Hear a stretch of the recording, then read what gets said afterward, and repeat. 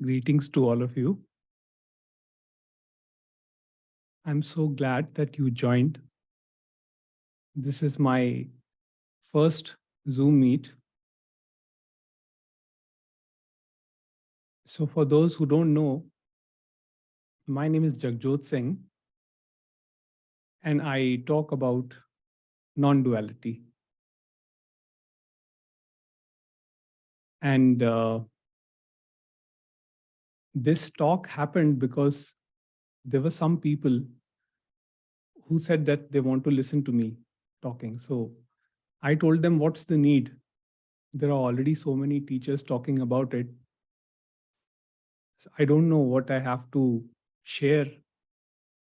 All I can do is share what has resonated with my life's experience. So before I hope you all can hear me, right? Thank you. Thank you.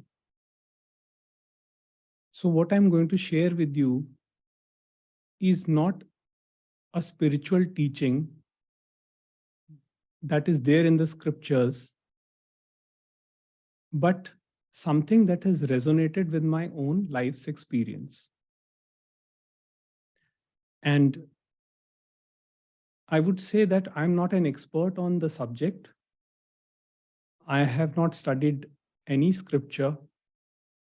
I just speak from what I have personally verified through my experience.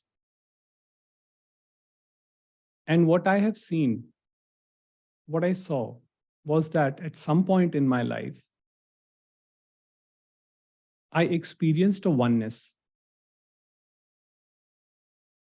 And I had no idea or no way to describe it. But I experienced something, and it hit me like a lightning bolt.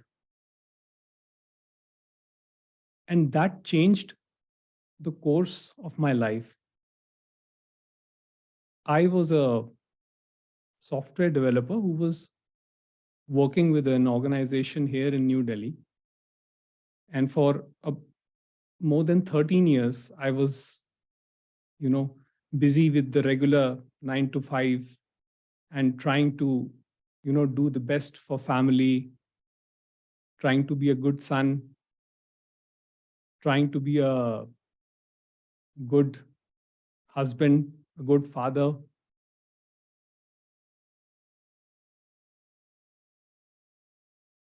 Can you guys hear me? Okay, great.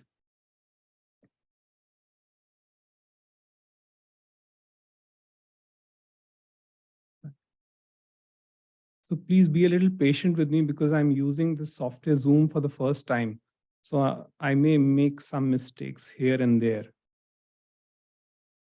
Okay. So life was, life was happening at that time. And I thought that my direction would only be, in the corporate world. And one day this experience happens and it just changes the course of it completely changes my thought process. I would say that it was a beginning of my spiritual seeking because I wanted to know what happened. It was spontaneous and there was complete connection with everything. I could not see myself apart from anything. And there was there was no sense of this localized contracted energy.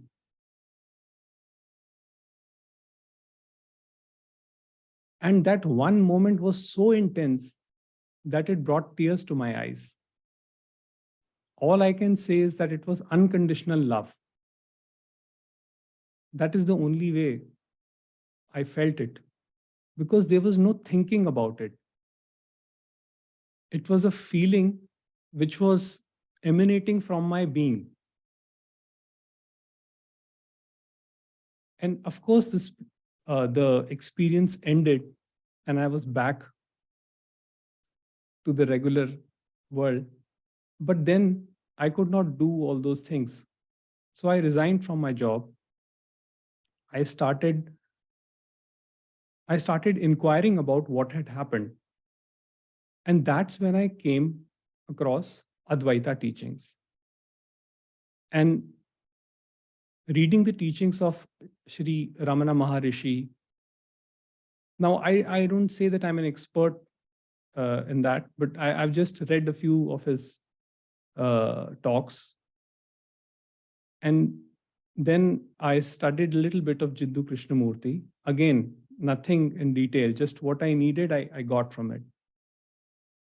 But then it was Ramesh Balsekar whose words finally explained what was happening.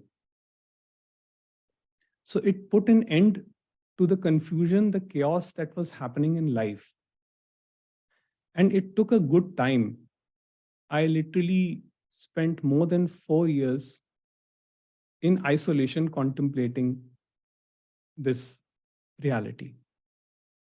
And in 2019, I decided to write about it.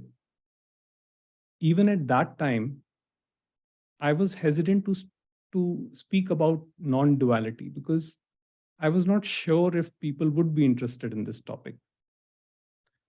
But then slowly I noticed that people were interested because initially I started with the path of Shakti because I felt symptoms, energetic symptoms in my body and up to the throat, up to this Vishuddhi,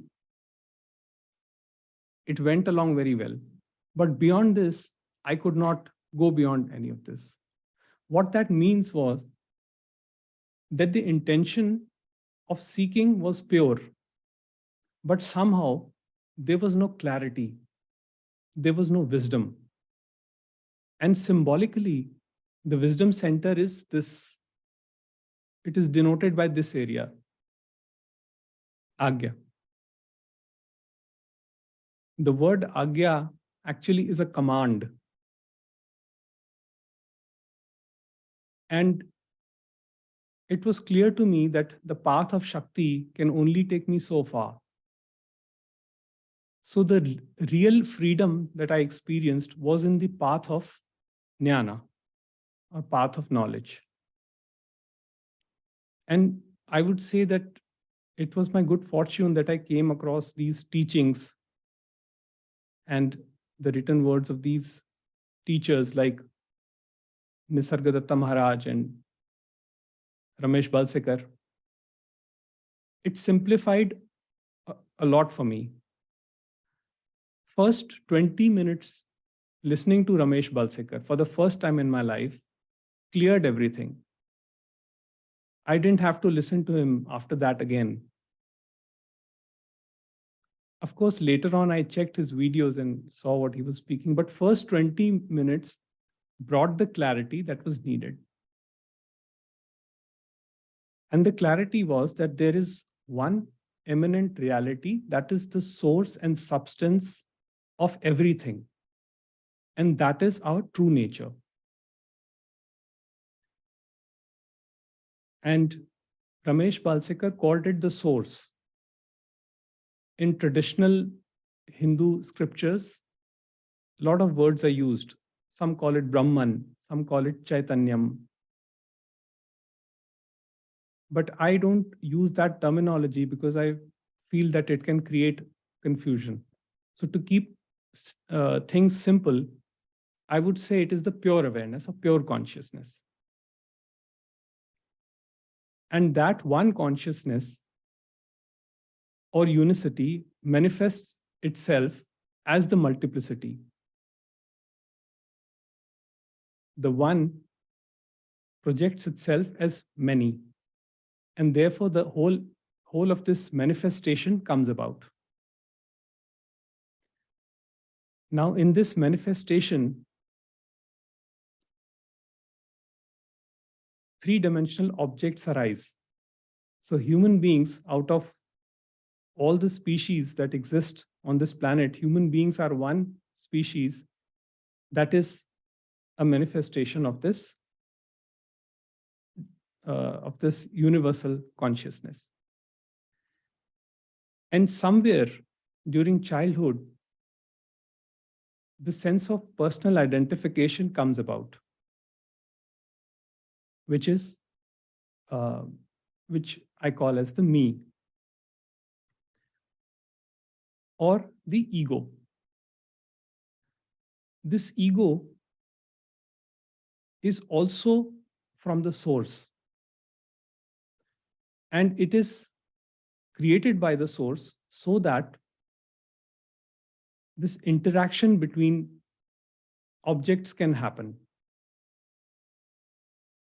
But at some point, the same source dissolves this sense of personal identification in some objects. On what basis it chooses to do that is beyond our comprehension, because as Rameshji would say, that the created object cannot know the will of the creator source. So the idea of God is not a separate, all-powerful entity in manifestation that is sitting up in the high heavens and holding judgment against human beings. According to this message, consciousness is all there is. Because consciousness makes the perception possible. And it is not a matter of faith or belief, because this can be verified through direct experience. However, it is not me, or it's not in my control to give you this experience. I can only give you concepts. And a concept is not a truth. Concept is given so that you can see the concept and verify it with your personal experience and see if it becomes your truth or not.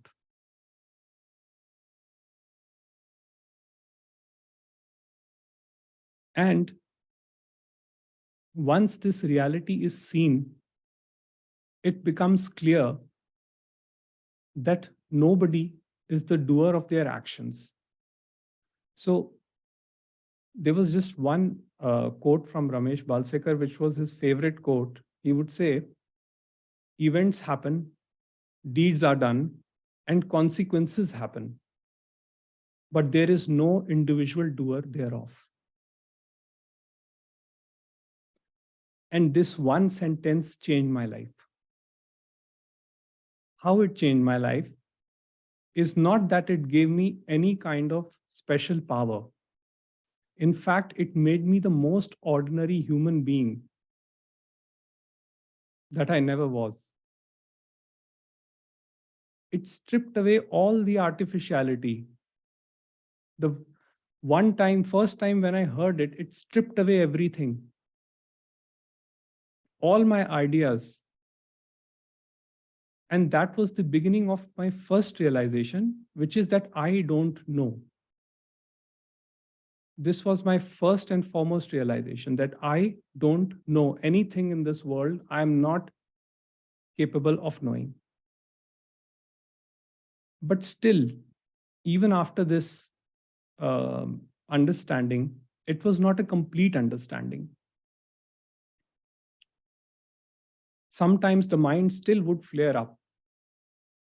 It would doubt whether, out of fear, it would say, are you going on the right path, or are you just blindly following an idea?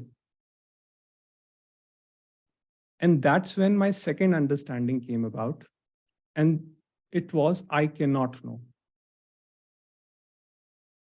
No matter what I do, I cannot know. None of my doing will show me the truth. And this was a period of intense frustration, or I would call this the dark night of the soul.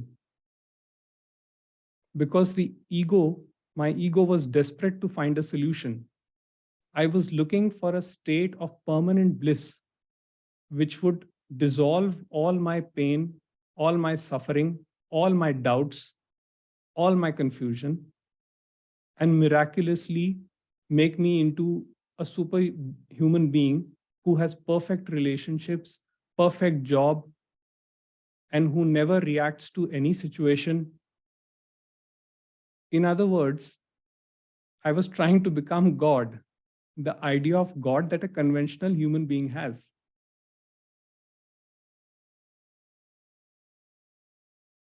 And then, by the grace of the divine, a third realization came. And the third realization was that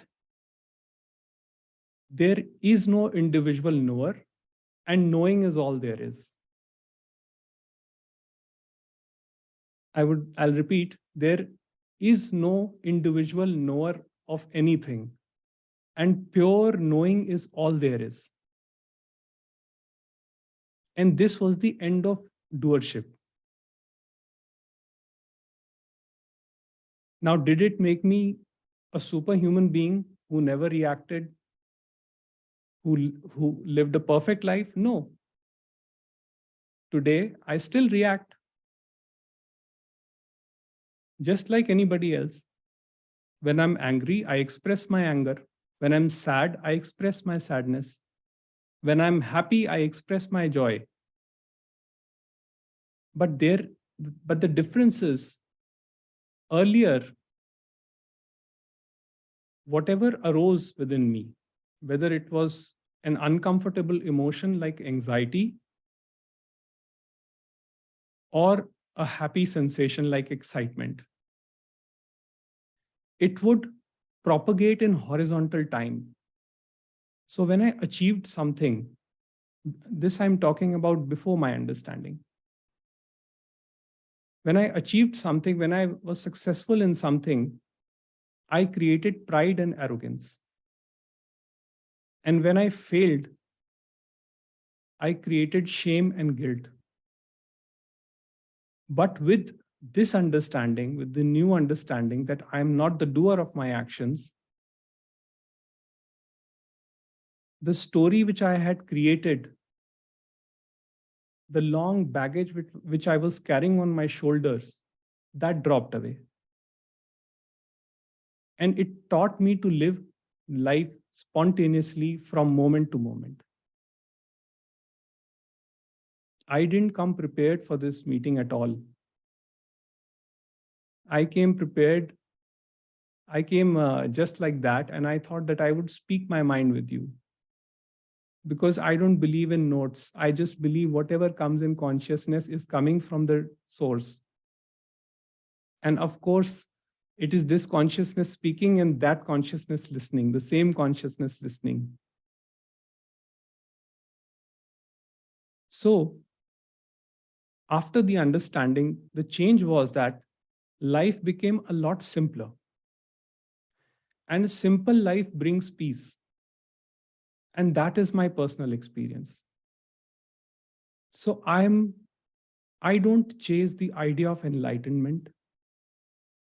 I'm not here to give anybody any enlightenment. Neither am I enlightened, nor I can make anybody enlightened. I'm here with the message of peace and a message that the life can be simplified through this understanding. But it is not mine to give you. The same power that brought me this understanding, that same power is transmitting this message to you through this instrument that you identify as Jagjot. But this is just a biological machine, just an instrument which is transmitting the message.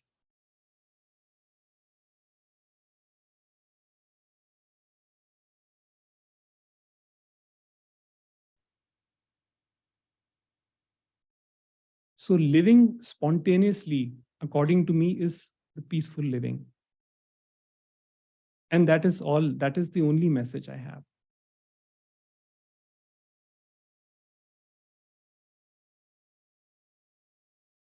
So would you like to, anybody would like to share something or ask questions? You can do that. You can raise your hand and I shall unmute you.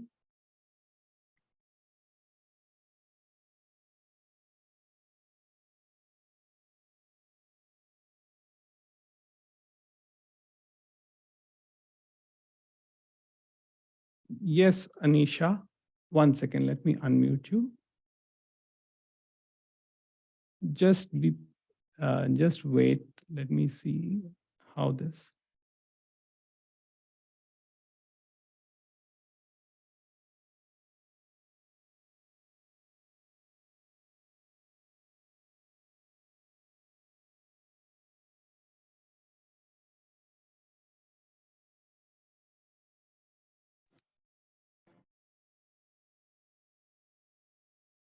Yes, Anisha. Yeah. So good evening and sorry, I've got a bit cold. No so problem. Good evening. I mean, it's in India, it's evening, so it's good evening to everyone.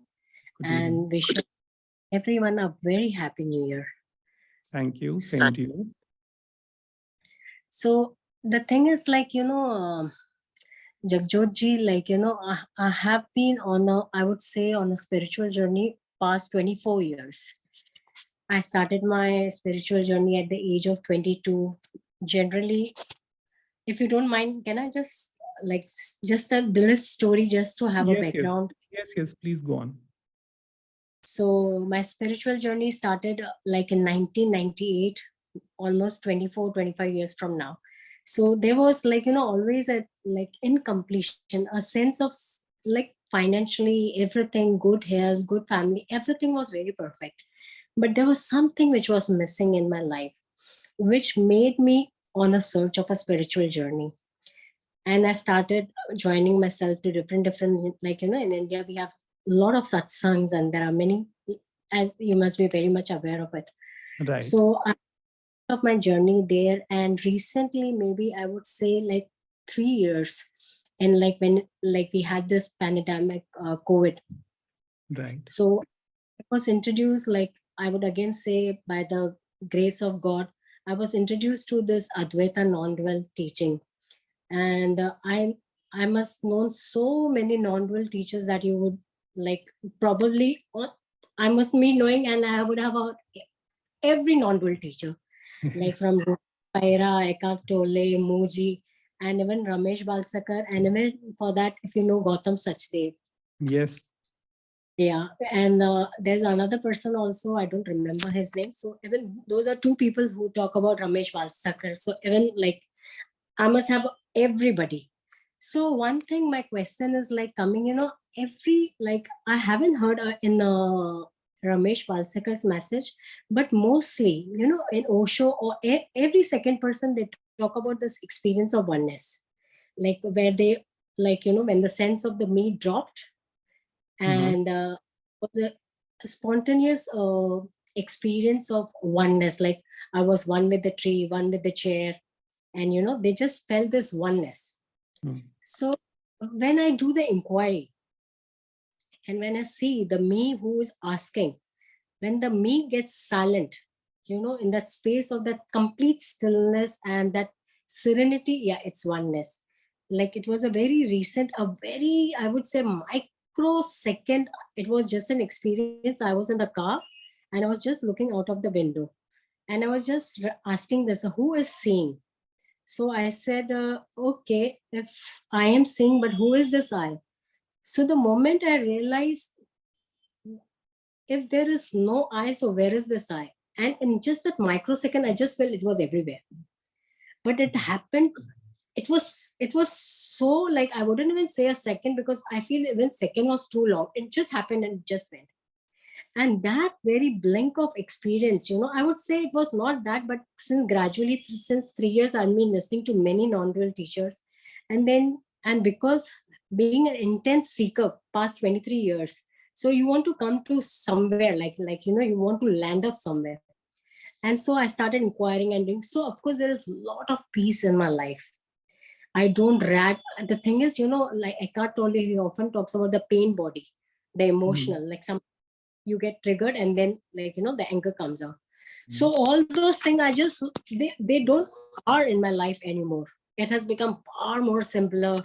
And the best thing, what I say, that, there is an energy which was present before, an energy which tell me that something is missing. But now there's a feeling that I'm back home. Like, this what it is, it means nothing. And it's just full as it is. So the thing is, I just wanted to, like, wanted to have such a group where all these people can come about, because if I'm talking about all these non-speakers, they all know how we have a meeting where we can open and share. Right. So looking for such meeting is good. And so I just wanted to know, is it necessary that everybody should have this oneness experience, or even this change in daily living? Like when there is a lot of peace and you take life much simpler and you don't take anything personal, you're not offended. There's no harm in offending, because now it's okay. You're just expressing because it's just in the moment, and you drop it, and there's no stickiness anymore. Because the person who used to take the past and future is no more, because that's still a story, right? So that thing had been changes. So I just wanted to know this, like, is it because, like, I don't have anyone particularly whom to talk and to ask what is the further, how to proceed with this. Okay. So I got it. So this is my question. Like, is it like as you said, like, am I on the right path, or? Okay. So once the message is understood that I'm not the doer, then the question arises, but then what should I do? even that even that question arises, that what should I do? Because I remember in my case, like, I could not, I was so, I was in a very different space after this experience happened, after this realization happened, and I could not watch a movie, I could not listen to songs, I could not pursue any hobbies. And it was uh, and there were times when the me would come up and say that, you should do something. But slowly, with time, as the message got deep, so this is what Ramesh Valsekar called deliverance, that having an experience is not necessary, because uh, now experience happens to people. That is true. I mean, I have not seen anybody who did not have an experience. Some sort of experience everybody has, but it is not necessarily true that the experience would be of a similar nature for everyone. So if you had a glimpse of oneness, that glimpse showed you truth in the moment. But let's not forget that we are still in duality, we are still in phenomenality. And it was not you who were doing the inquiry was happening through you. And it was your destiny in that moment to have that experience, and you had it. Because we cannot produce the experience at our will. The experience happens through divine grace. That is, that is for sure. And since that power is only managing the whole phenomenality, at what point it will dissolve this confusion, and this message that you're not the doer will permanently seep into your being. At what time this happens will also be decided by that power only. All that we can do is to accept what is there. So as you said, that the teaching or the message has brought you a lot of comfort, but still certain things remain. Like, okay, like in day-to-day interaction, we all have to live our lives. We have to go about our work, and we interact with all kinds of people. Some are good people, some are not so good people, and reactions happen. So with this understanding, what happens is that even if a reaction happens, it is accepted that the reaction has happened, right? And if someone gets hurt, you know, understanding that the hurt has happened through this mind body organism, I can certainly apologize and I can be compassionate towards that person. But at the same time, I do not create any sort of ill feeling towards myself. So I don't create shame or guilt towards myself, knowing that it was not my action. And the action happened through me, and it was the destiny of this mind body organism to have that action execute through it. And it was the destiny of the other mind body organism who was at the receiving end to be hurt. So, are you getting me? So, life becomes spontaneous. It becomes, it's like you start living in the moment, because then you're not, creating unnecessary dialogues about yourself that, I'm a horrible person, I'm not good with people, I should be like this, I should not be like this. All that is gone. That is what happens as the message goes deep. But at what point it will happen for you, that is your destiny. That is not in my control. That is not in your control as well. And this is one thing to be understood, because at one point, even I was too much frustrated. So I remember I was on my terrace, I was just walking. And at one point, I was in so much frustration that I said, to hell with this non duality. I said, to hell with it. I don't want to, I'm not going to touch any book. I'm not going to watch any satsang. And after a couple of days, I realized that I was not seeking anymore. And there was absolute peace. And you see, this this word non-duality, I honestly don't like this word non-duality, because we are talking about one and we are describing it using two. No duality. But what to do? This is the foundation of language. Language is dual. So that is one one constraint. So if the message has reached you, like I would say, let the message do its job. And at some point, if it is your destiny, it will happen for you. That's what I can say. Okay. So okay, Jim, I will unmute you. Just a second, please.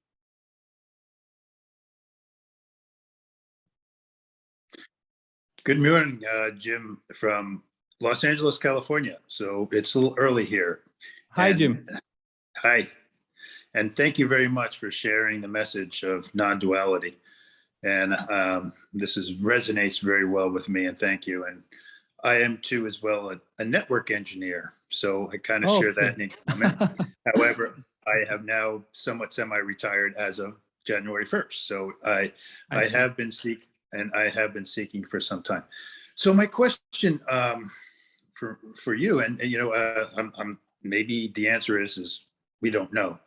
But I struggle with how the one source, the awareness and consciousness, the unmanifested, manifests itself into the physical universe. And as that's kind of like maybe I'm thinking, well, maybe that's where the quote unquote quantum point is, between the unmanifested and the manifested. And I'm trying to your thoughts on how that actually comes from one to the many, from the unmanifested to the manifested, or the physical, from the energy to something that's matter.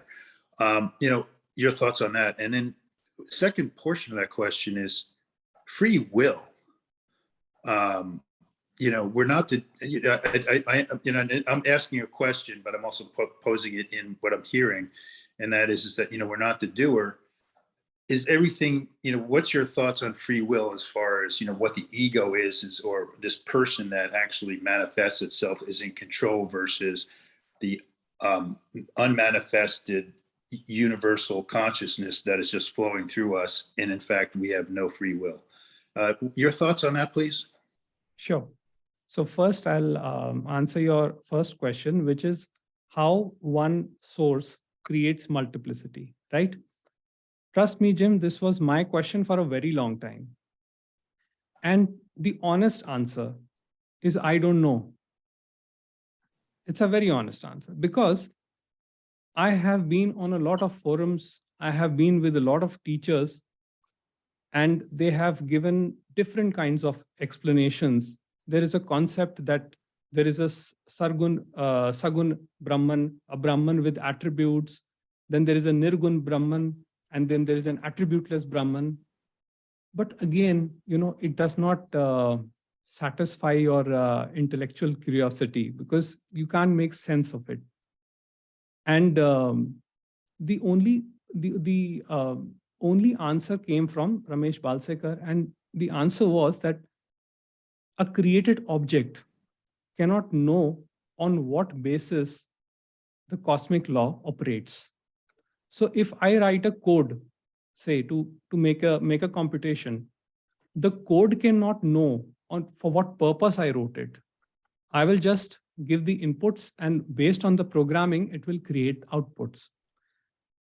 And more importantly, when like this was quite a pressing topic for me because I wanted the answer. But at some point, when I was too fed up with not finding solutions and seeing everybody fighting about this question, a natural question arose: who is it that wants to know? Who is it that wants to know? Can you hear me? They're freezing up just a little bit, at least on my end. Okay. Is it okay now? Yes, thank you. Yeah. Yes. It's So the better, question yes. was, who is it that Who is it that wants to know is where we wants heard. to know? And so honest answer is, I don't know. Ramesh would say that it is the nature of potential to activate itself. I mean, we know through science, that is one explanation. That source is the potential, the unmanifest, and consciousness is the manifest. So it is the nature of potential to activate itself. Sorry, you are breaking up. Yeah. So I'll repeat that again.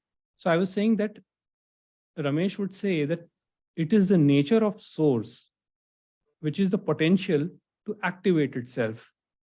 So because the potential can only activate itself, it cannot do any other thing. So that is why the potential creates the activation. So the source creates the multiplicity. So again, this is the only concept I have with regards to your first question. Now, coming to your second question about free will. So my take on the subject is that since nobody is the doer of their actions, it is from that statement, it seems that yes, there is no individual free will. But at the same time, there is another statement which says that the created object cannot assume the cosmic law, cannot assume the basis on which the cosmic law functions. So if I say that I don't have free will, therefore I will choose my action to be a certain way, based on my assumption, based on my conditioning. So ego operates on assumptions. It operates on conditioning, right? So suppose, let's take an example that, maybe say somebody's, some group is having a discussion and, they're fighting about something. And I feel that I should not intervene because everything is happening through divine will. Therefore, I will not intervene. It is not my place to intervene. But that said, that would be an assumption, because how do I know that I'm not to intervene? If I'm there in a certain capacity, maybe I am supposed to intervene. So I would take action in that moment spontaneously without worrying about the consequences. And that is what I mean by simplicity. That is what I mean by simple living. That all that thinking associated with the outcome, that disappears. So yes, you have the free will, but that free will is has the that is based on the understanding that the outcome is predetermined.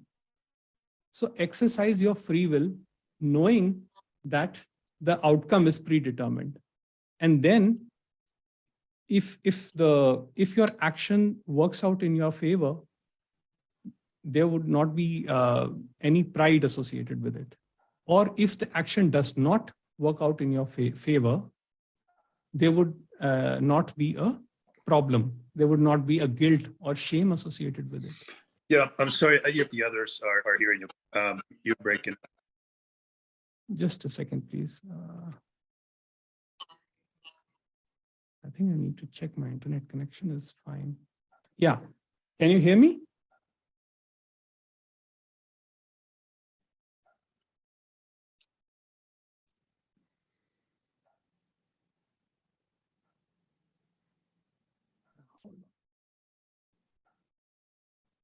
Hello. Can you hear me now? Yeah, that's good. You know, I think I'm good. Maybe to give the other folks a chance to ask their questions. Thank you very much. You know, there was a little bit of a breakup there for a little bit, but maybe that was the source's way of saying I am not to know. Of course, we are not in control. So I will pass. True, Thank you very much for the response, and I will pass to the other folks that are waiting to ask their questions. Thank you very much, and I appreciate this meeting. Thank you, Jim.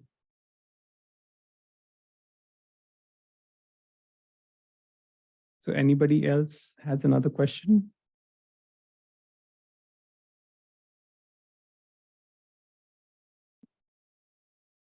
Okay, Silja.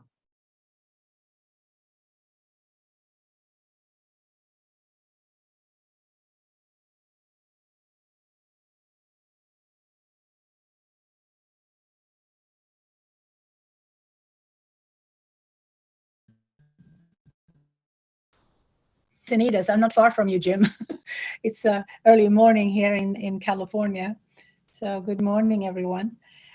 Good morning. I just wanted to say thank you. I've been listening to you for a little bit here now on YouTube, and I just love to hear your voice. It's the Indian. I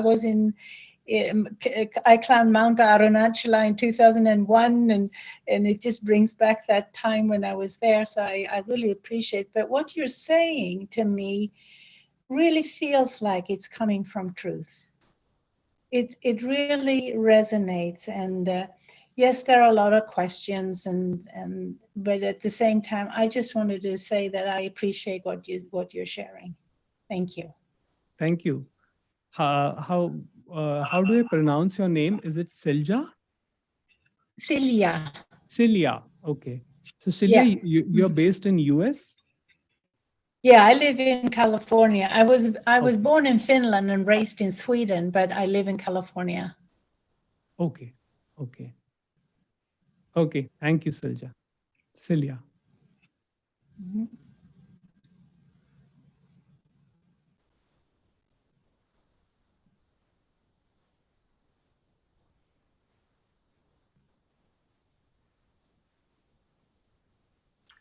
Yes, hello. I don't have a question right now. I also just want to thank you. I started to find your videos on YouTube just a few days ago. Right. So, and I felt very inspired by it. And I'm listening from Stockholm, Sweden. From Sweden? Yes. Okay, wonderful. Yes. Thank you very much. Thank you, Mia. Thanks for joining. Okay.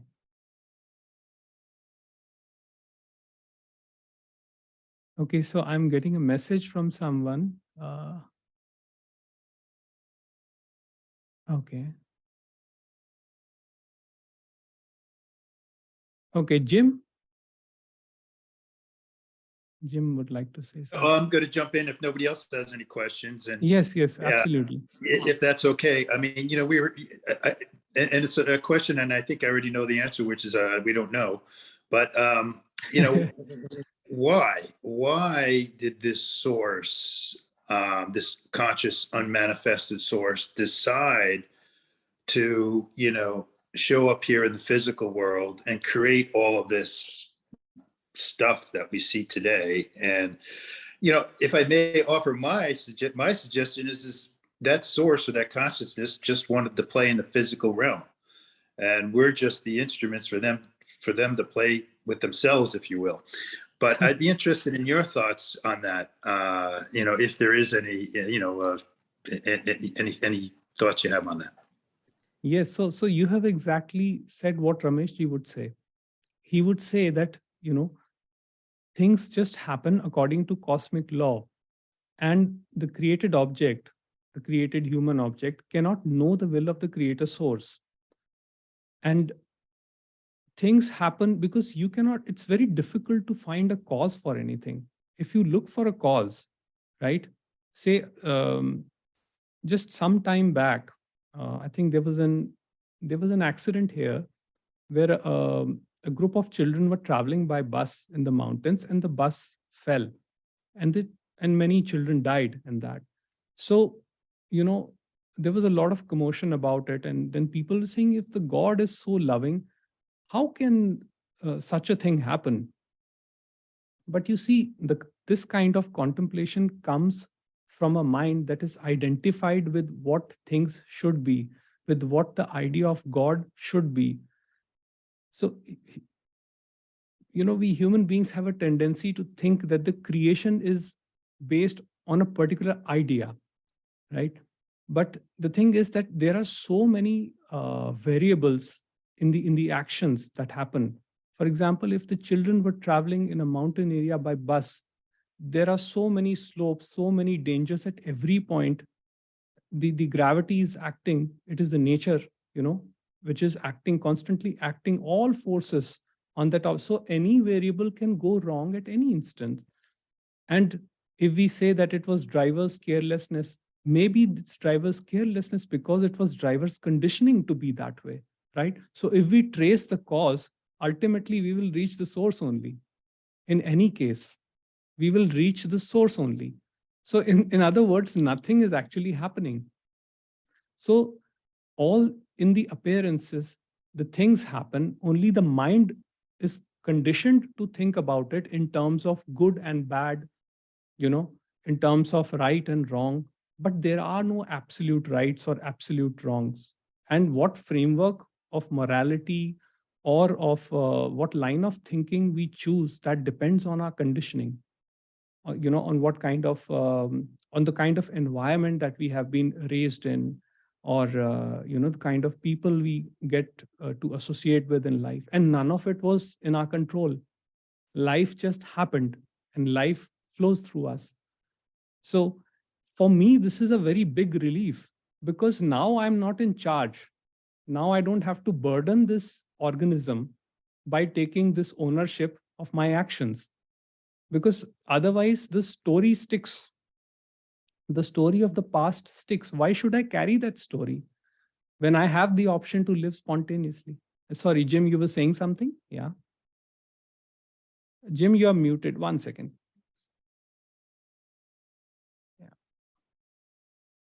Yes, thank you. And, thank you. And I'm sorry if I was interrupting, but because I had a question to follow up on that. And that is how do, it almost feels, and it sounds like we're basically mere puppets in this world. And, I use that term loosely.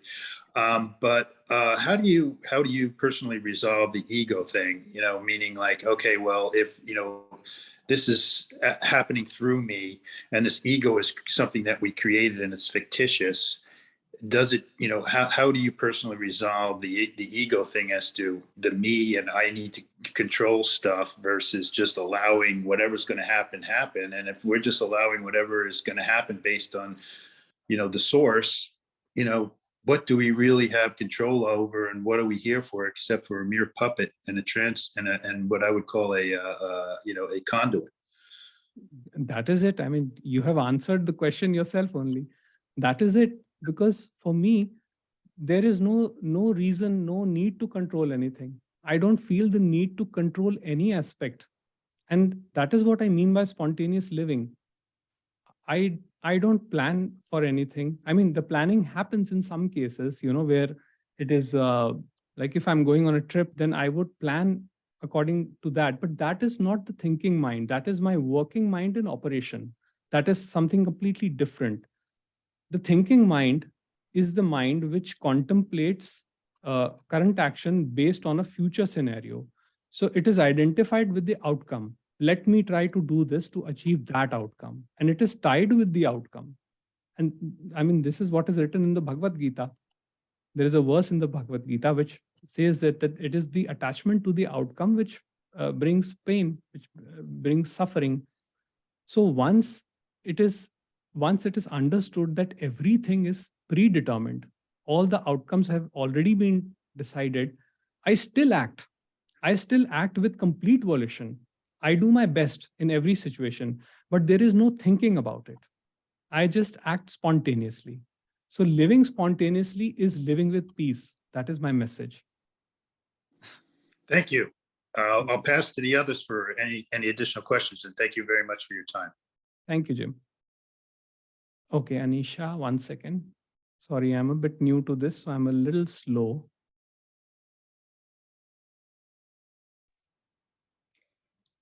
So, Jagjot, you just said one thing, which even like I've been thinking about this. Like you just spoke about the psychological, like the thinking mind and The working mind. the working mind. Yes. So, like when like all this thing, like knowing, like there is I would say a burning desire or intensity to know what really this is all about. So going into the questions like who is seeing, like how, what we say Ramanan Maharishi's inquiry, who's listening, who's hearing, who's tasting, who had this, always this one, to whom this thought arises. So the thinking which is happening on these kind of nature of thoughts, so does this also come into the category of a working mind or thinking mind? So I would say this, that see, there is one thing. If the inquiry happens spontaneously, naturally, as a result of some action, right, then naturally that is the working mind, because it is contemplating a certain situation, right? And it is not the ego that started the working mind. The working mind, started itself. I mean, of course, the ego is the driver of the working mind as well, but the situation happened, and based on that situation, the ego reacted, and the working mind began its operation. But where it is the ego which starts with the thinking mind, right? Where it says that, okay, I need to do self-inquiry to achieve a certain state. If it identifies with a future outcome and it starts the inquiry, then that is the problem, because then the inquiry is happening where the base sense of personal doership is already strengthening. So that can be an issue. But I would tell about my, but I always feel the seed of anything is always a desire. Yes. If there is no desire, I mean, I feel it's just the desire is the seed for everything. If there is no desire, I think, I don't know how. Do you get me what I'm trying to say? Yes, yes. And all desire is from the ego. That is also a truth. Every thought is from the ego. But now again, it is the mind which interprets desires as good and bad, wholesome, unwholesome. Otherwise, every desire is leading us to the source only. Either it will produce pain in some cases, or it will produce happiness. But in both of these cases, whether it causes suffering or it causes happiness, you are drifting towards the source. If the message has reached you, the process has started. The only thing is that there is a doer inside which keeps springing up and which says that, let me do something to hasten this process. Right? Yeah. There is there is this ego. So ego finds a back door. It wants to do something about it. Let me somehow get it. Let me read I Am That, or let me read Talks with Ramana Maharishi. Maybe if I read it 10 times, maybe I'll get that. So that is all the game that is played by the ego mind. Now, I never wanted any of this. I had no spiritual inclinations whatsoever. I was a complete materialist guy. Like I was into gadgets and phones and all that stuff, and food as well. I still am on food a little bit. So, so it does not change the basic nature of person, other than the fact that the that the person starts living spontaneously. That is the only change. And when the mind completely gives up all doership, when it knows that, okay, I have done everything, like in my case, I said, to hell with non-duality. I don't want this anymore. I don't want it. I say same thing every day, but then again, I open some class. So yes, so it may happen like that. So this is what Ramesh called flip-flop, confusion one day, clarity the next day. And it is a natural part of the understanding. And at some point, the understanding seeps into the being. See, till it is a thought, till this realization, or let me say, till this sentence that I am not the doer, till it is a thought in mind, it will keep flip-flopping. But once it becomes your knowing and it penetrates into your being, then there will be no confusion about it. Then there will be totally no confusion about it. And the only change that happens, because you still live your life, the way you were living earlier, still same situations happen. Irritations, desires also come up. Everything happens the same way. It's just that nothing propagates in horizontal time as suffering. That is the only change. So if you do an unkind action, you will not create ill feelings towards yourself in the horizontal time. If you do a good action, you will not create pride or arrogance. That is the only difference. Otherwise, even the sage does not escape from the cycles of pain and pleasure. The pain and pleasure, that is that is called the simple imprisonment nobody can escape till we are in duality. But yes, we can save ourselves from the rigorous imprisonment. Thank you so much. Thank you, Anisha. So, okay. So anybody would like to ask anything? So I think we can conclude today's discussion. And yes, Anisha. So when can we have our next Zoom meeting? Yes, next time I'll let you know. I think you have subscribed to my mailing list, right? Yeah. So yes. So I'm going to be traveling for some time, for about 3-4 days. So after I come back, maybe we can have another session. Thank you so much. It would be really so grateful. Thank you, Anisha. Thanks for joining. Thanks, everybody. Thank you.